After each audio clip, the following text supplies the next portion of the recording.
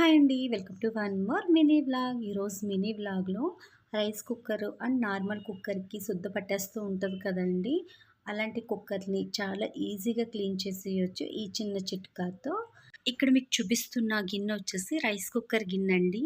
దీంతో మనం డైరెక్ట్‌గా రైస్ పెట్టేసినట్లయితే ఇలాంటి శుద్ధ ఏది కట్టదు కానీ, సో, వాటర్ వేసి వేరొక బౌల్‌తో మనం రైస్ పెట్టినట్లయితే ఈ గిన్నెకి అడుగున ఇలా శుద్ధలా కట్టేస్తదండి. అలాంటిదప్పుడు మనం రైస్ ఎట్టే ముందే అందులో కొంచెం నిమ్మరసం కానీ, లేకుంటే చింతపండు కానీ వేసేసి మనం రైస్ కుక్ చేసినట్లయితే అదంతా కూడా కిందన శుద్ధ పట్టకుండా ఒక మాడులా అయితే కడుతదండి.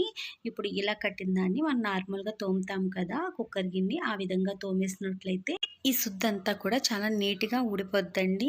ఆల్రెడీ మన ఛానల్‌లో ఫుల్ వీడియో పోస్ట్ చేశాను. చూడని వాళ్ళు ఎవరైనా ఉంటే కనుక లింక్ వచ్చేసి ఛానల్ నేమ్ కింద అయితే ట్యాగ్ చేశానండి. ఒకసారి చెక్ చేసేయండి. వీడియో నచ్చితే లైక్ చేయండి.